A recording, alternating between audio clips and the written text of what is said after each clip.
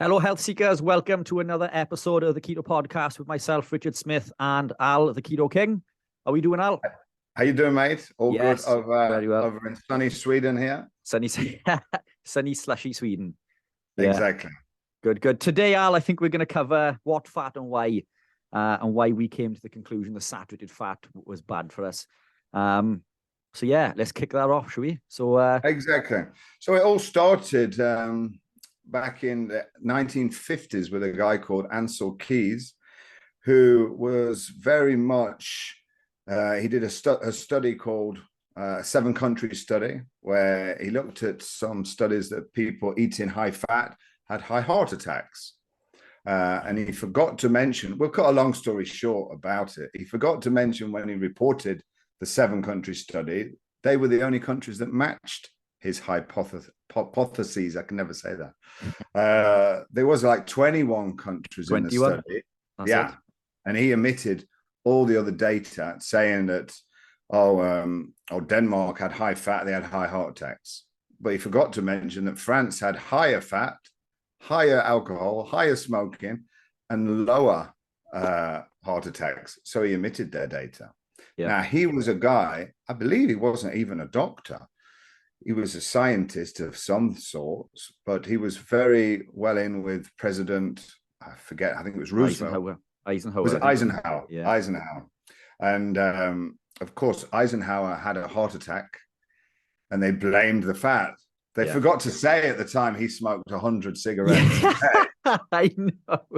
Because they were still in the time when they said Camel is good for you in America. So they didn't blame the cigarettes. They blamed the fat. Yeah. And he was so super influential, a bit like, I guess, the modern day Fauci has been influential in the other science that we've been following. Yeah. And we won't go down that route, but you know what we're talking about.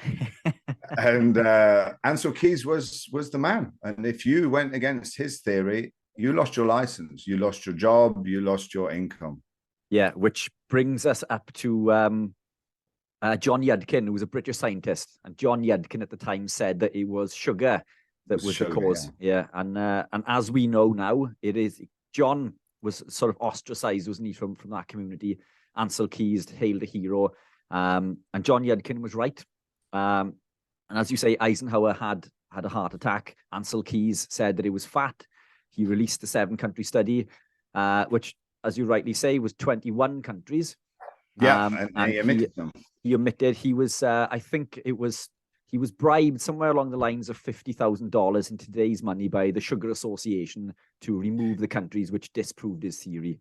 Well, I wouldn't be surprised if Mr. Kellogg had a little bit of donation towards him. Exactly. So that's the Sugar Association, Kellogg's. Well, he was the one that said the best meal of the day is breakfast, and he'd happened to sell breakfast sugar or cereals, as they're otherwise known. Exactly. And just before we came online, you mentioned photographs of people on the beach in the 1950s. And as you rightly say, this is an analogy that I tell people during consultations as well, is everyone in the 1950s, if you see a picture of them in the 1950s, they are stick thin. They look like racing. Even up in the 60s and the early 70s. Yeah. You still find them with their big sideburns, don't you? We have to bring that back. But they had a six-pack, and they didn't do that much exercise back in that day. Training in the 1950s wasn't the way it is today. So when we look at society today, we are more health conscious than we've ever been. We all count our steps. We hit the gym. We track our macros. We're eating the foods that we're told to eat. We're eating our whole grains. We're reducing our saturated fats.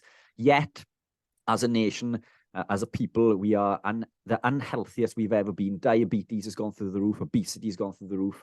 Cancers, all these metabolic illnesses and diseases have gone through the roof. And it's all since we've come away from saturated fats and replaced fats with sugar. And when you look at a picture of people on the beach today, you'll be hard pressed to find anyone that isn't obese. If you find a six-pack, somebody posted the other day to say that if you have a six-pack in America, what did he say? There's more millionaires than there is people with six pack. There's 230 or 2,300 millionaires, and there's 2,000 people with a six pack, he said, in America. Wow. So it meant that you cannot buy a six pack. Yeah. You have to earn it. Of course you do. And it starts with nutrition. Yeah. As simple as that. It's not exercise that gets you that. It's firstly nutrition, because they didn't exercise, like you say, in their 50s as much. You were a freak if you trained in the gym, you know, at bar the elite one or two. Gyms weren't popular back in them days in the 1950s. I don't think they had any gyms in England, did they, really? No. So it was more of an American thing, I believe, wasn't it? But for certain, we didn't train. We weren't as active in training in general. No, until we got Pumping Iron and Arnold popularized bodybuilding. Not many people knew what it was. It was a very underground sport. Yeah. So that brings us on to the fat, I guess. Which fat is healthy and which isn't healthy? What should we eat? So my opinion, as we just discussed before we came on, was I think we both agree that saturated fat is the healthiest fat. Now, it goes against what the Ancel Keys study shows. And as you rightly said, that 7-country study, he admitted the other 14 countries which disproved his theory. And this sounds cloak and dagger. It sounds like a conspiracy theory, but this is fact. It's been documented numerous times by that's not New York Times. Now. This is fact. Our whole hypothesis of saturated fat, clogging arteries and leading to cardiovascular disease has been disproven so many times. Yet, if you speak to your doctor, medical professional, they will tell you the same information that stemmed from the 1950s. It's been disproven time and time again. It's really worrying. And one of my best friends phoned me the other night that they're putting him on blood pressure medication, they're putting him on a statin, then they put him on something else to get rid of the side effects of this. And I was just, where do you start? Are they going to believe me? Are they going to believe their doctor? Because they get scared. Yeah. And unfortunately, I think I work alongside doctors, medical professionals. They have your best interest at heart, but they are unfortunately trained by pharmaceutical companies. They are shown research by pharmaceutical companies who have vested interests. So they have the best intention, but unfortunately, they're armed with... If you're educated incorrectly, then you're flogging a dead horse. I mean, exactly. My friend, as you know, I've met now a few times, is Dr. Asim Malhotra, and he looked at my cholesterol panel and said it was outstanding, phenomenal. And a normal doctor, I say a normal doctor, but an equal doctor of himself would look at it and say, you need to go on statins. So I know who I will listen to. It's funny you should say that, actually. I've got a few slides here which we can run through. I know anyone listening on the podcast isn't going to see this, but we can talk through it. And if anybody wants to see any of the slides and the references that we've made, and they can watch it on the YouTube channel. But can you see that on the screen there, Al? Yeah. So coming back to what you were just saying about saturated fats and cholesterol. So it was endorsed, wasn't it, by the American Heart Association off the back of this study with Ancel Keys. But in 2015, the Dietary Guidelines Advisory Committee, in association with the American Heart Association, deemed cholesterol not to be a nutrient of concern for overconsumption. So this is from the horse's mouth. And that's 8 years ago. Why has that not been headline news every week? And this is published on their website. So yeah, exactly. We're still in this whole belief that saturated fats and cholesterol are bad for us. But cholesterol is imperative for life. We cannot live without cholesterol. It's essential for cell formation, cell communication, nutrient absorption, nutrient transportation, the production of hormone, and it's essential for healing. And this is why many of us suffer with issues as we age, because we are lacking cholesterol from saturated fats. And as you just said, your cholesterol is high. Your panel, according to Dr. Asim Malhotra, is fantastic. Yet any other doctor would tell you that it's flawed.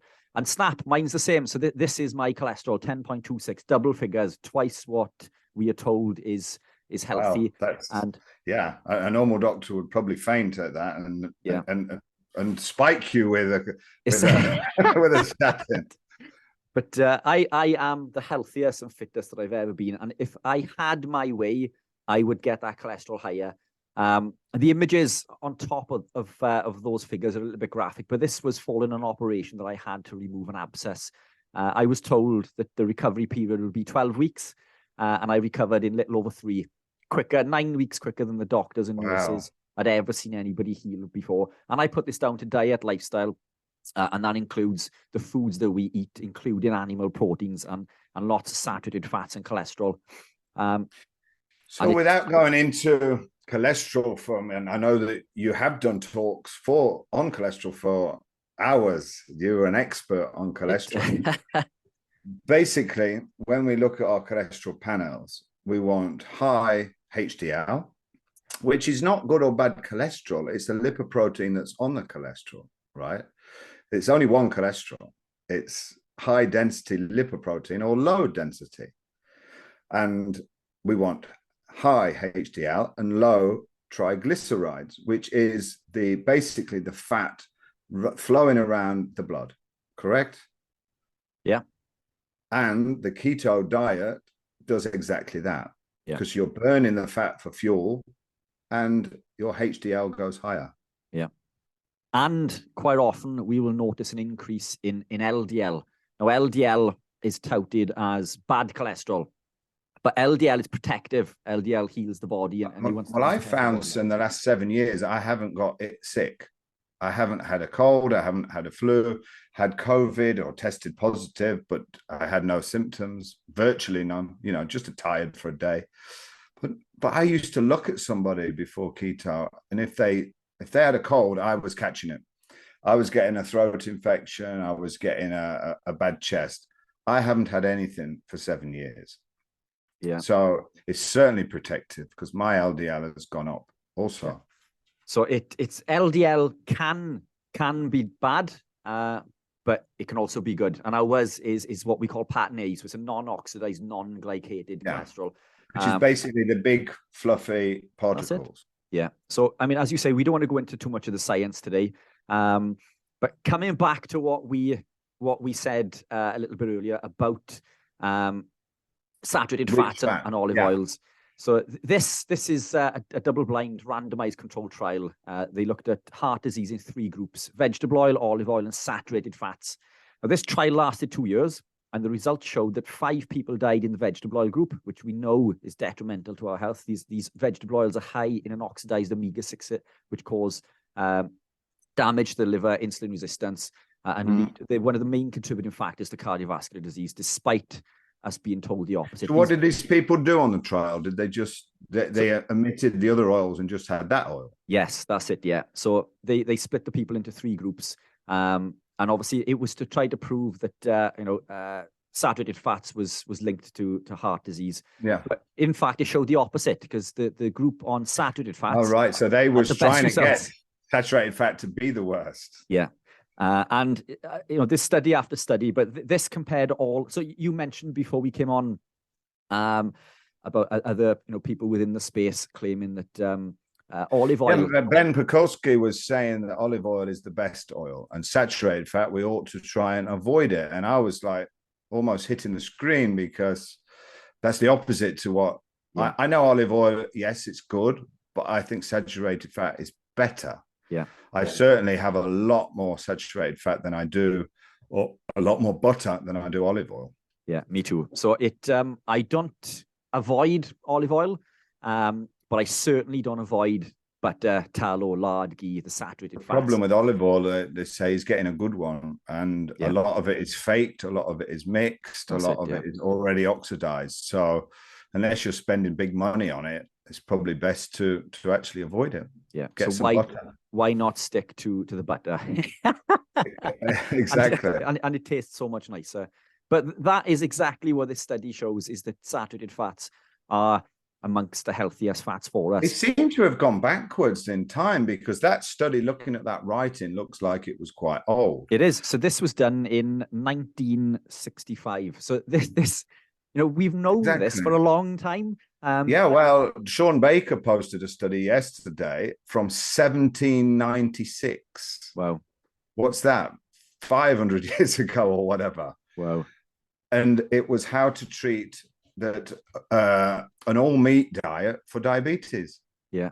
Wow. And they was doing that 500 years ago. So we've known the key to insulin resistance and type 2 diabetes for 500 years. Yet the money talks, the pharmaceutical companies get their way, the Sugar Association get their way.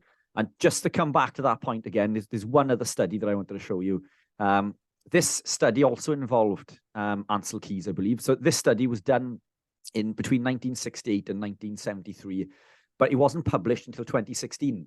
And the reason it wasn't published, I read that, yeah. So this wasn't published because the people performing the study, one of which was Ancel Keys, I believe, they didn't publish the study because they didn't like what the results showed. So basically, the results didn't show what they believed it to, so they never released the research. But in this study, this study will never be replicated because it wouldn't be deemed ethical in today's society. But out of 9,423 patients in mental hospitals in America, 6 mental hospitals, they split these into 2 groups. So they fed one saturated fats and the other half vegetable oils in an attempt to lower cholesterol.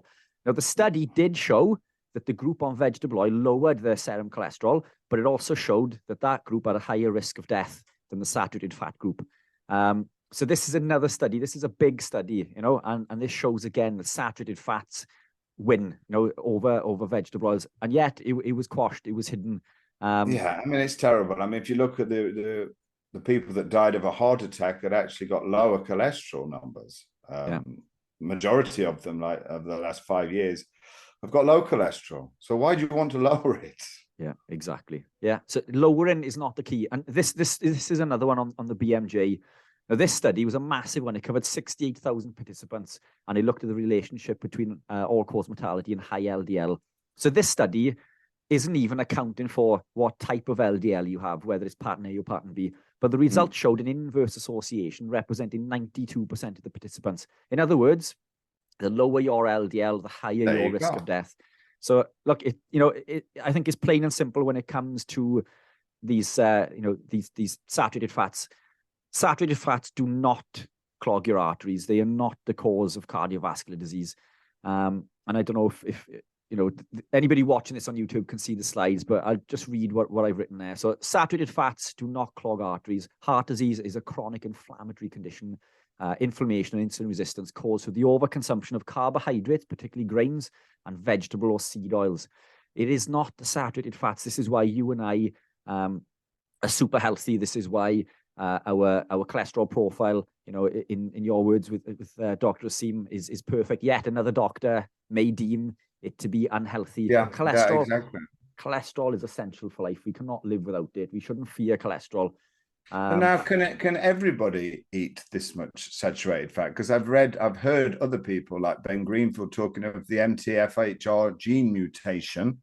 Yeah, that's a big words, isn't it? But I don't know a lot about that. I just know that Ben Greenfield said that them sort of people should have more olive oil. Yeah, I think is that correct? I think there's probably a whole other episode that we can go into on this. I don't think it's as clean cut as a yes or no. But yeah, we'll pencil this in for a more detailed one if you want to. But what I would say is that on a basic level, we shouldn't mix, regardless of what diet or lifestyle you will live in.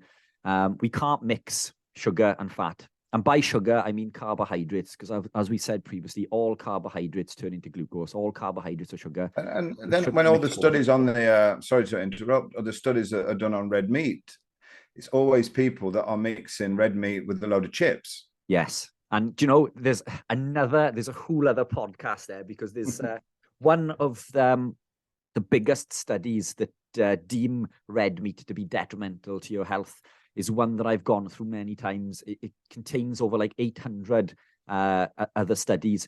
And I think out of the 800, not one actually conclusively show any direct correlation. It's just asking people, what did you eat last year? I had a steak with chips and a pint of Guinness. It's never just meat. It isn't. And in that study, if you ate pizza, you were deemed to be a meat eater. Whereas, well, wait a minute, you're also containing grains which are high, in lectins. We're containing vegetable seed oils. We're containing lots of carbohydrates. Just because that pizza may contain meat, you're deemed to be a meat eater. Most people don't put meat on a pizza, do they? To be fair, I guess I suppose there is pepperoni, but it's not quality ribeye steak on it, is it? For sure. But there's a whole other episode I think we could go into depth. I think we've got plenty of episodes in the pipeline. So, what fat would you deem to be next best after butter, after saturated fat? I would go for the saturated fats of coconut oil, MCT oil. That would be my next fat of choice. Yeah. And with MCT oil, is it true that we don't store that very easily as fat? We burn that quicker. Yes. So the short chain fatty acids in MCT. So we can get longer chain MCTs as well. So when we look at C8 or caprylic acid, that's the shortest chain. You can get a C6, but we don't manufacture it or make it because it's absolutely disgusting and it smells awful and nobody will consume it. We do get a little bit through the food we eat, but in the case of caprylic acid or C8, it's sent straight to the liver through the hepatic portal vein and almost instantly converted into beta hydroxybutyrate, the ketone body. So this is what your MCT oil is. Exactly. Now, the MCT, the C8, makes up roughly 6% of coconut oil.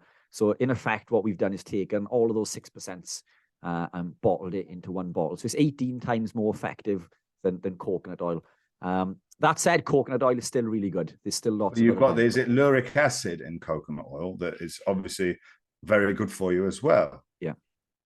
So I agree. Yeah. Saturated fats, butter, tallow, lard, ghee, and the next on the list for me would be the MCTs such as coconut oil. So if you were a vegan, for example, you could be doing keto, taking coconut oil then. Coconut oil, avocado oil. Exactly. Oil, yeah. So yeah, there's options. There's options there. Yeah. For everyone. But I agree completely. We shouldn't fear our saturated fats. That brings the oil that we absolutely must avoid. I think everybody is on the same page with that. That's in the keto space or carnivore space, is to avoid vegetable oils, which we've been told from the 1970s is the oil to have. Yes, I agree. The vegetable oils don't come from vegetables, they come from seeds. And the oil within them needs to be extracted with chemicals like hexane. Then they're treated with things like peroxide to give it its color. I've watched on YouTube how they get the oil from the seed, and it's not a nice, simple squeeze the seed and the oil comes out. Not at all. It's toxic. It's like a nuclear chemical plant. Yeah. And this oil was originally created as machine lubricant. You can run your diesel car on vegetable or seed oils. We wouldn't drive to the diesel pump, fill up a bottle or a pint glass and take it home and cook with it. So why would we put this oil into our bodies? This oil is detrimental to your health. It leads to insulin resistance, around about 6% higher level than carbohydrates do. Unfortunately, it's in everything. And that's when heart attacks started going up. I think it was 1912 it was invented. It was Crispex, I think it was called, in America. And straight after that, heart disease was rising. Yeah. We need to be careful when we shop within supermarkets, because everything within the supermarket contains, it isn't just a case of cooking. Do you cook in vegetable or seed oil? And by let's list a couple. So we've got vegetable oil, sunflower oil, safflower oil, rapeseed oil, grapeseed oil, peanut oil, canola oil, all of these. Yeah. All of these oils are vegetable oils, but they don't come from vegetables. They come from seeds, detrimental to our health. But they are one of the main ingredients in almost every packet in the supermarket, every cake, every biscuit, whether it's a health bar, sauce, mayonnaise. Yeah, these oils, crisps, these oils are everywhere. Exactly. So it's not just a case of avoiding what you're cooking in. It's a case of moving away from franken foods. These foods, which are snacks. Heavily manipulated by man. These things in shiny packets in the supermarket are not foods. They're not foods. Foods are the types of things we buy from our local butcher and local greengrocer. So you i.e., should basically go to the supermarket and just shop on the outside yeah, aisle. yeah. Maybe not the outside on the right, because that's where all the booze is as well. But you can get Yeah, some nice organic wine and have half a glass a week. But the fruit and the veg and the meat, of exactly. course, Yeah, easy on the fruit. Be careful which fruit. Don't be 500 grams a day of fruit. That would be too much because that is your fructose. for sure. Stick to real foods. Your butcher is your best friend. Your local butcher, grass-fed if possible, grass-fed and grain-free wherever you can. Your butcher is your best friend. And you know, if the only thing that I shop in supermarkets for these days are maybe items for my little girl, you know, cosmetics like you know, toothpaste, you know, things like that. It's exactly, and it's hard not to have any sort of chemicals because it's in everything. Yeah, if you have a chewing gum, you've got to have this Exactly. chemicals in that. It's you can go down the whole, but basically on your food, if you avoid the crisps, the biscuits, the cakes, or make your own with real butter. Real butter, for sure. Keep things basics. Exactly. So, is there any particular fat we should cook with or shouldn't cook with? Which oil should we use raw only? Because I tend to not cook with olive oil. I tend to only ever use that on a salad. I cook with, mostly if I was doing eggs, I would use a bit of coconut oil or MCT oil. Butter tends to burn a little bit and it goes a bit black quickly. I guess ghee would be better to do eggs in there. Yeah, I think the general rule of thumb for me is if it's hard at room temperature, it's good to cook with. I've always been a big believer in not using olive oil for cooking at all and using it for cold use, as you say. You know, there is new research to suggest that it is safe to cook with because it can take a high temperature. But what we've got to be careful is that all oils can oxidize. So it isn't just these vegetable oils or seed oils. Even cod liver oil can oxidize. So if we're going slightly off track, in the case of cod liver oil, what we want to do is get our omega-3s from fresh sources like fish. I don't suffer with supplement with cod liver oil because even that can oxidize, you know, within like 20 days. You don't know the quality of your cod liver oil. I always bought krill oil from Dr. McCullough brand because seemed to be one of the best ones. Yeah. So he said on his website again the same, cod liver oil, krill oil is much cleaner and safer. Right. Okay. It's more stable. Okay. Yeah. So that's something I've never looked into. I'll be honest. I know all oils can oxidize over time. Maybe krill oil is safer and takes longer to oxidize. I think the actual krill is cleaner than a cod. So because it's the smallest food chain apparently. I forget now reading it, but I did read a lot about krill oil. Yeah. And so that's another one to study on. Yes, that's another one we can branch out into. But yeah, I think it's as simple as that, isn't it? Keep things, you know, simple. Fats that are hard at room temperature are good to cook in. Generally, you know, the liquids. I mean, once upon a time, the original fast food places used to cook in saturated fat. As in your McDonald's or whatever, they used to use saturated fat, and then they changed because using the cheap crap industrial oil, and again, it was cheaper for them. So it's all down to money. Yeah, unfortunately, everything is financially driven, isn't it? So what is trans fat, and how do we avoid that? Because we know that is like the number one worst oil, worst fat that you can have. So go on, fire away. So what is trans fat? So the trans fats are the processed fats, aren't they? Again, they are in lots of processed foods. We know processed foods are bad for us. We know that we should avoid processed foods. So it becomes a case of just taking things back to basics and eating real food. So they chemically alter it by the hydrogenated oils. And it becomes a trans fat. That's how I understand it. And that's really what we want to avoid. Yeah. So yeah, it's a case, a simple case of, I guess that's going to be in all your microwave meals. yes, yeah, You know, your 2-for-1s from the cheap supermarkets for £3, and it's a whole family meal. yeah. It can't be very good for you. No, it's not. And I know these things are super convenient, but it doesn't take a long time to fry a steak. No. One of the most nutrient dense foods on the planet, you can fry in a couple of minutes.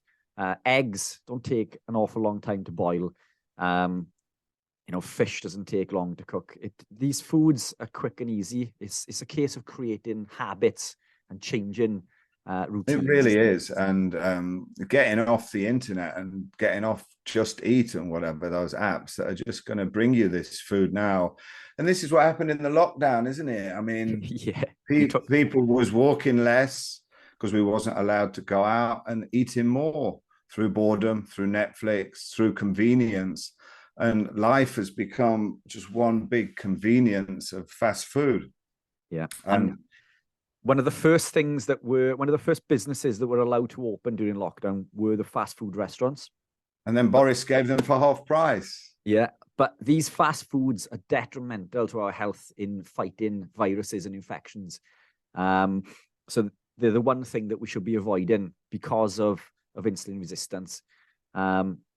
Yeah, so which has now been proved that the diabetics died more with COVID. That's a fact. So, lowering your blood sugar would have been and is protective of health against viruses. Exactly. And there's a whole piece again we can do on that in regards to insulin resistance and what actually causes ill health. And I'm not convinced it's to do with age, because during COVID, we looked at people more susceptible being over 65. And it's not. It's a case of insulin resistance. If you are insulin sensitive, regardless of age, you are going to be fitter and healthier. And do you want to quickly explain what insulin resistance is to the listeners? Yes. Because they might be thinking, what the hell is that? Yes. Do you know, again, I've got a slide. I've got a slide for everything. So it... Let me see if I can find... You can explain it properly, and I'll explain it in layman's terms. Perfect. So everyone can understand. Because to me, insulin resistance is basically your insulin not working properly, so your body has to produce more. Yeah. And it keeps producing more until it can lower the blood sugar, basically. Yeah. So where is this slide? I'm trying to find it. There we are. So I've got a graphic here. I'll share my screen now and I'll talk through for the listeners. So this is a diagram to show the correlation between insulin resistance and glucose. So the line on the bottom is our blood glucose. Yeah. Now, if we go to the doctors to be tested for things like diabetes, it's blood glucose that they're checking. Now, behind the scenes, this overconsumption of seed oils and carbohydrates is increasing the pancreas to release insulin. Now, insulin, or the release of insulin is increased, and this is what drives this glucose down. So insulin keeps this glucose in check. So your glucose could appear quite low. Yes, despite being insulin resistant. So insulin is increasing. Now, as a side note, if you were insulin resistant, you were also going to gain weight. Now, this we can touch base on in the next episode if you like. But insulin resistance, when insulin is elevated, your body's in fat storage mode. So we want to be insulin sensitive, not insulin resistant. But insulin is elevated for longer and for longer periods of time at higher amounts. Dr. Muscles used to say when I first started listening to him, Dr. Adam Nally, he would have the analogy that if you had one slice of bread, your body would produce enough insulin to remove 10 slices of bread. It would just keep producing it. Yeah. And there's probably to do with a number of factors. One of the factors in that is the lectins, because lectins within bread, like wheat germ agglutinin, bind to insulin receptors and signal the body to store 5 times more fat than insulin does itself. Yeah, you said that, and I didn't know that about lectins. Yeah. So coming back to going off kilter a little bit, coming back to the cool caloric model, if you were to have a piece of bread that contained 100 calories and a piece of steak that contained 100 calories, that piece of bread is signaling the body to store 5 times more fat than that piece of steak. So again, energy needs to be accounted for, and this is something we've spoken about in episode 1, I think. Energy needs to be accounted for, but the whole caloric model is highly flawed. It's not the calories; it's the source of the calories and the effect on our insulin. So even if that bread was 200 calories and the steak was 200 calories, it would store. Does it create calories, or it just keeps on storing the next calories you eat? Or? No. So it basically, they bind, these lectins will bind to insulin receptors, and they'll signal the body to store more fat, because when insulin is elevated, the body goes into fat storage mode, and it's biologically impossible to burn fat when insulin is elevated. So if you wake up in the morning and eat a bowl of muesli or porridge and insulin is elevated, your body is storing fat, irrespective of how much energy that you are. So that's why you could feel, I guess, tired after eating all that food, and it didn't give you the ATP, the energy that you want, and you gain weight. And you gain weight. It's a lose-lose from that breakfast. So how do you know if you are insulin resistant? If your blood sugar is not elevated? Because you're tired after eating, or? Yes. So there's a few things. So coming back to this graphic, so insulin is increasing, driving and keeping glucose in check. Now, when insulin cannot be upregulated anymore, at this point on the graph, blood glucose begins to elevate. Now we are diagnosed with pre-diabetes or diabetes, except this point is now 10 to 15 years after this insulin resistance. So insulin gets to a certain point and you just can't make anymore. Yeah, you can't upregulate anymore, and now we are diagnosed with diabetes. So the glucose starts rising. Yeah. Now blood glucose. Now we are diagnosed with diabetes. If the doctor was checking for increased insulin at this point early on, we could nip this in the bud, and this 10 to 15 years of insulin resistance wouldn't occur. And there is no home test for insulin, right? I'm unsure. We'll have to look into that. There never was. There never was. They used to talk about it a lot, to say to invest in a company if it's going to come out, because that will be big. Yeah. Because I don't believe that there is a home kit for insulin. I know the doctor can test, but they don't. They probably don't. They check for blood glucose. Now, the good thing about this, the good takeaway is that insulin resistance can literally be not reversed, but we can start the journey of reversal literally overnight. By going low carb today, your insulin levels are going to decrease by the next morning and continue to decrease. And this is why we see people reversing insulin resistance, pre-diabetes and diabetes in as little as 2 weeks. This is how detrimental the overconsumption of carbohydrates and seed oils is to the body. And a doctor would actually just give you insulin instead. They'll give you more insulin to drive that glucose into the cell. And again, more insulin means more fat storage. This is why a lot of diabetics end up putting more and more weight on. So a simple way to test is, as you just said, if you eat a meal high in carbohydrates and you were tired after that meal, you are insulin resistant. You are not insulin also resistant. Waist circumference, I believe, as well. There's a certain measurement. Central adiposity, yeah. So if you have an overhang over your belt, over your skirt or your trousers, what they call the muffin top, then you are insulin resistant. So we've got to change this by removing. There's a few things. Also, skin tags on the back of the neck. Skin tags, that's it. Yeah, skin tags, spots as well. So I used to suffer with lots of acne, but skin tags is a big indication of insulin resistance. So yeah, there's a few takeaways there. So rule of thumb, we are keto advocates, but we're not keto advocates because we are pushing keto because we are keto. It's a case of living this lifestyle. No, and I wanted to get that across to my younger followers as well, because my daughter said to me how a lot of her friends are looking up to me for training advice, and they're like 14, 15, 16 years old, and there's me 50. And it's good to know that you can inspire young people. And of course, if they came to me for coaching, I wouldn't just put them straight on to keto. No. It's not necessary for everybody, but you have to be aware of the fats that you're eating. I think that's the most important take from this. Yes, young people can eat carbohydrates, but you don't need to eat 6 portions of them a day. If you earn your carbohydrate and use that as fuel, eat enough protein to stimulate muscle protein synthesis, then your fat and your carbs is your fuel. It's as simple as that. You don't need to overeat carbs 6 times a day.